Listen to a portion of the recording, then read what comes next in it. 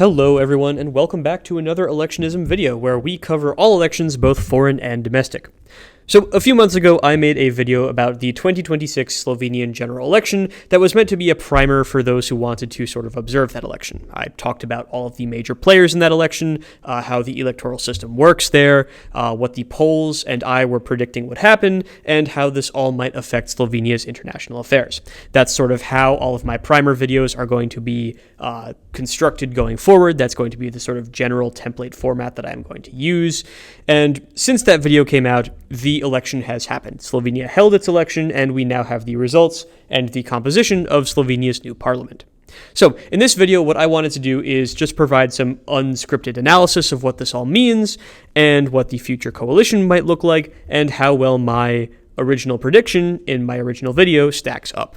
So the first thing that you are going to notice when looking at these results is that the Freedom Movement, the Liberal Party that leads the current coalition and is led by current Prime Minister Robert Golob, wound up beating out the Slovenian Democratic Party, or SDS, which is led by, right-wing populist leader and former Prime Minister Janez Janša.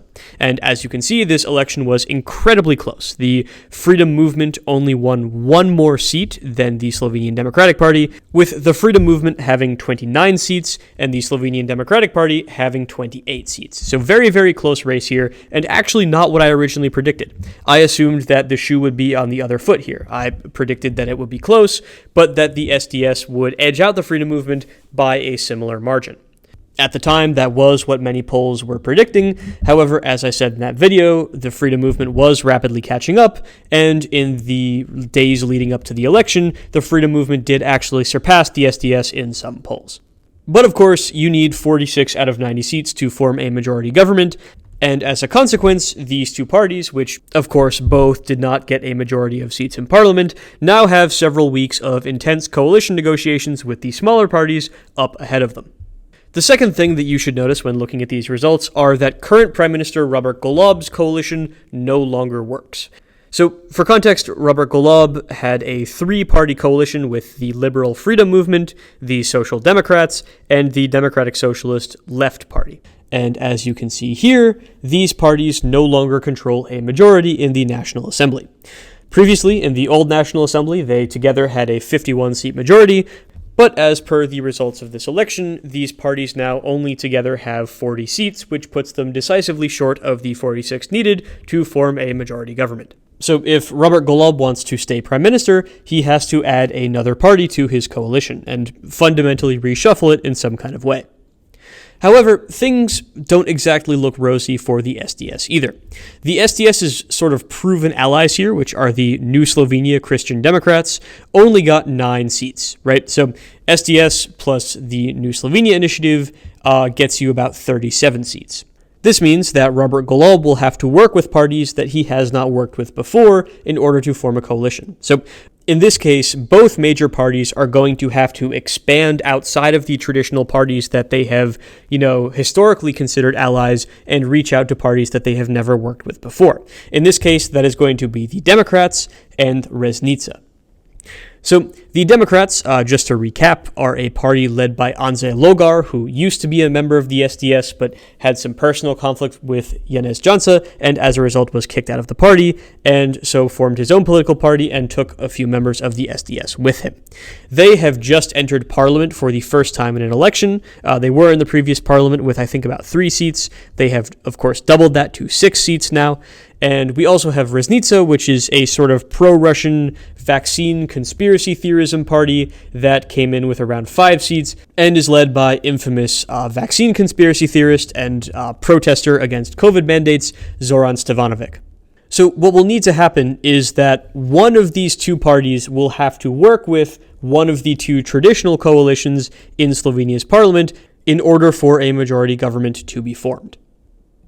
Resnica's natural ally would sort of be the Slovenian Democratic Party, right? These parties are both kind of in the right-wing populist, far-right political space. They're very different brands of it, of course. Janša is, much more well-known, a much more establishment figure, whereas Stevanovic is, really out there and hasn't made his debut on the political scene yet. However, they both sort of compete for, right-wing populist voters who like that sort of rhetoric.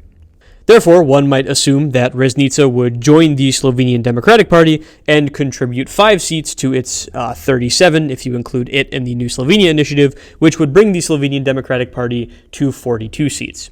However, of course, the problem with working with conspiracy theorists is that they are famously fickle, and Stevanovic has so far actually rejected going into government with the SDS. That's the price you pay for having to rely on conspiracy theorists to do politics. As a result, we probably see Janša returning to power ruled out here. In order for Janša to return to power, he would need the New Slovenia initiative, plus, all of his Slovenian Democratic Party, plus Reznica, plus the Democrats, and right now it doesn't seem like he has Reznica. Even if the Democrats got on board with him, remember he only has 37 seats between his Slovenian Democratic Party and the New Slovenia initiative, which means that he needs to, somehow cover that gap of about 9 seats. So even if the Democrats contributed all of their 6 seats to him, which once again we don't know if they would do that, that would still leave him short of a majority. So the coalition math here likely just does not work for Janša. I can't see him returning to power. None of the, left of center parties are going to collaborate with him, and he is only going to be able to cobble together, at best a 43-seat coalition, which is just not enough. So, of course, the route back to power for Golob would be to win over the Democrats. If he is able to keep the Social Democrats and the left on side, then all he needs to do is add the Democrats under Andrzej Logar, and then he would have a majority. That would give him exactly the 6 seats he needs in order to form a majority government and continue being the prime minister. However, once again, it's not really clear exactly where the Democrats will go. Andrzej Logar, had his problems and his issues with Janez Janša. However, clearly there was some kind of ideological connection that drew them both to the SDS and to right-wing populism and to a similar kind of politics. So while it is true that Janša, kind of expelled Logar from the SDS, or at least sort of de facto exiled him, the fact of the matter is they do share some ideological similarities. Of course, the other side of this coin is that Andrzej Logar and Janez Janša have bad blood, which Golob could take advantage of to convince Logar to join his coalition. Which of these arguments Logar will be more sympathetic to, we don't really know. The Democrats have said for sure that they really don't want to be in a coalition with the Left Party, but of course this would be a challenge because the Left Party has 5 seats, and if the Left Party was to be kicked out of Golob's coalition and the Democrats were to replace them, that would still put Golob at only 41 seats because they would be lacking those 5 seats from the Left Party. So it's really kind of impossible for both sides here. Robert Golob did actually make a very interesting proposal, which was to form an emergency government composed of all parties except for Janez Janša's SDS and essentially lock him out of power. However, this was rejected by the New Slovenia initiative, which is, of course, the sort of center-right Christian democratic traditional conservative counterbalance to the SDS. Of course, they are also partners with the SDS, which means that they are not incentivized to work with Golob. Getting the New Slovenia initiative on board would have been a key step towards forming this national unity government, and the fact that they said that they are out probably dooms the idea from the beginning. And of course, a national unity government would imply that everyone would be in the coalition except for the SDS, and as a result, that would require the Democrats to be in a coalition with the Left Party. This would also require Reznica to be in a coalition with the Left Party, and those two very much do not like each other. So it would require the Democrats and Reznica to be in a coalition with the Left Party, which they have both drawn a hard line against doing. So it looks like Golob's, national unity government idea is kind of dead on arrival. I don't think Golob would sacrifice the left's support, which is a Democratic Socialist Party, which is much more sympathetic to his goals, in exchange for Reznica's support, which is a, far-right populist party. He could technically get to a majority that way. He could do a freedom movement plus Social Democrats plus just the Democrats plus Reznica to form a government, but that would be a very, very shaky and unstable government, and I just really can't see him, inviting Reznica into the coalition when the left is just such a better ally for him ideologically. If Reznica was to join Golob's coalition, they would almost certainly be a constant thorn in his side and a constant headache for him, and he would constantly have to deal with, their pro-Russian, anti-Ukrainian, conspiracy theorist nonsense that I don't think Golob is really interested in dealing with. So that idea looks pretty dead on arrival. There are three options that I think look most likely given the parliament that we have, all of which result in Golob continuing to be prime minister.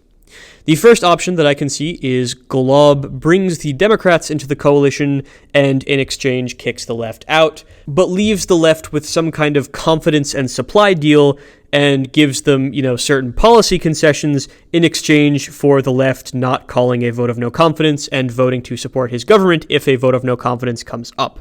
So essentially, the official coalition would be the Democrats, the Social Democrats, and the Freedom Movement, and the left would sort of provide external support. They wouldn't have any ministries, but they would be given some, policy concessions of some kind in exchange for this arrangement. So that's option number one. Option number two is that the same thing happens, except the Democrats are outside the coalition, and we get the same Freedom Movement plus left plus Social Democrat coalition, and the Democrats are the ones providing external support to the government, and Golob works out some kind of supply and confidence deal with them where they get, some number of policy concessions in exchange for not voting for a vote of no confidence if it comes to the floor. Of course, this would leave the Democrats out of any ministries, but it would give them some sort of legislative concession in some field. Both of these options would be called minority governments, which are relatively popular in a lot of parliamentary systems around the world these days, especially when coalition negotiations prove to be particularly tricky. The final option would be holding fresh elections entirely and seeing if a different and more stable parliament is elected. This seems to be, in vogue across all of Europe right now, especially in Eastern Europe, where countries like Kosovo and Bulgaria have had to hold elections in very rapid succession, such that they get a majority government that can functionally govern the country.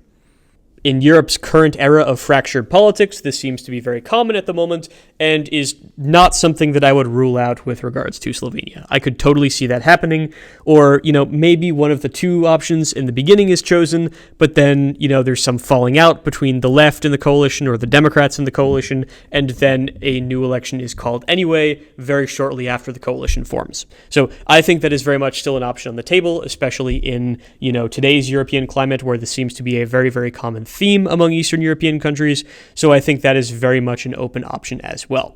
It is really hard to say if that would meaningfully alter the coalition and the coalition talks going on within Slovenia right now, but it is possible, and it's the default response of the country when no government coalition can be formed.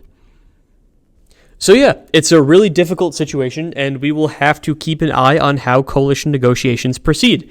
I will probably make an update video when the final coalition comes out and explain, what was granted and how it is going to work. But until then, we will just have to wait it out and watch the news and see what comes of it. Once again, best of luck to the Slovenian people in forming their new government. And if you've made it this far into the video, thank you so much for watching. A like would be very much appreciated if you like what I'm doing, as well as a subscribe so I can grow my channel.